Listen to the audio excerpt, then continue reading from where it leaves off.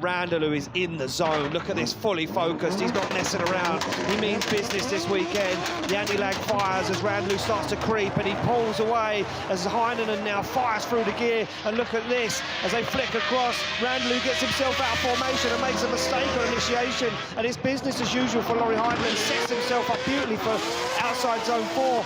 Works his way down the hill and then back up. Now Randalu trying to find himself back into this fight, trying to gain some lost proximity. He's shallowing up the angle, cutting his circle. That also means that Laurie Heinonen can chase as close as he wants. Exactly, there we go. Heinonen would have been told to give him a little bit of room. There were some mistakes in that lead, but Heinonen now jumps into formation onto that back bumper, and he does give him the room to manoeuvre, as Heinonen doesn't want to make any mistakes, doesn't want to put himself in any danger, but he does a little bit there as he drops a wheel off the edge of the circuit, kicks up some dust, and now Randalu starts to pull away.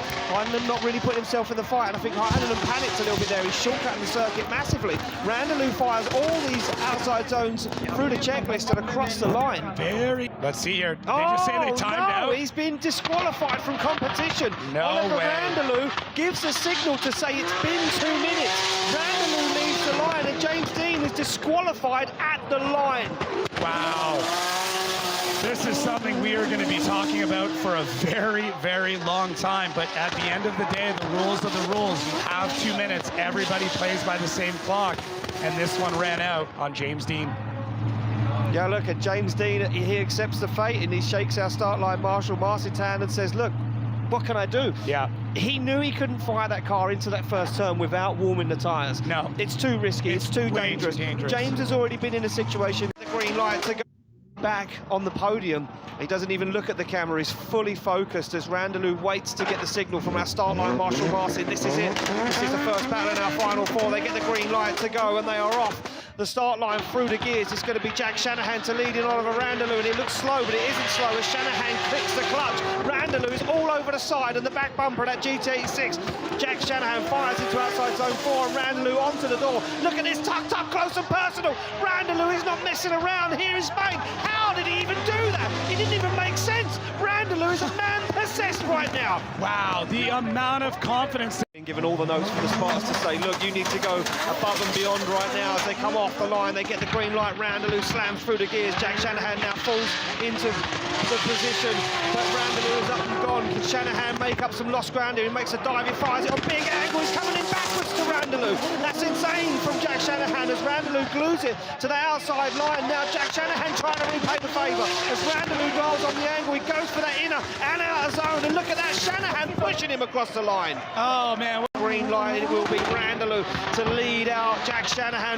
Only one spot in the final away, so look at that, a strange initiation for Randalu. Massive understeer for Jack Shanahan. He has to shut it down as Randalu given the opportunity to drive away. I would love to know what happened to Jack Shanahan as they fire through. Randalu puts the car right where it needs to be, stands on the throttle, whatever on the foot brake, and gets it across the line.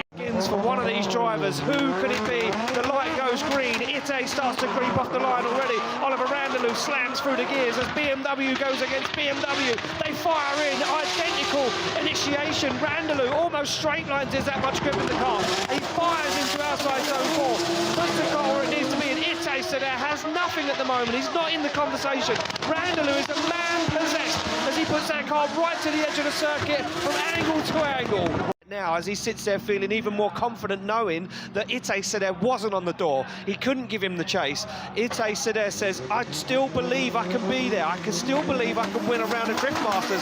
Who will it be standing on the top step? Let's find out as they go through the gears.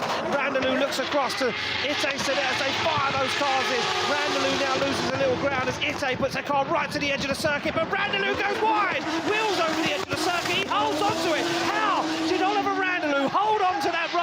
He glues it to the side of Ite Seder's 2 Series BMW. They fire through the inner zone as Randalu takes another bite out of the back bumper. Wow. Unbelievable scene. What a crazy. The round 2 winner. Slide him left for Randalu, right for Sada. It's going to be the man from Estonia. Olever Randalu does it. He wins his first ever round of Drift Masters and takes the top step on the podium. He's elated. He jumps onto the roof of the car. Years of hard work.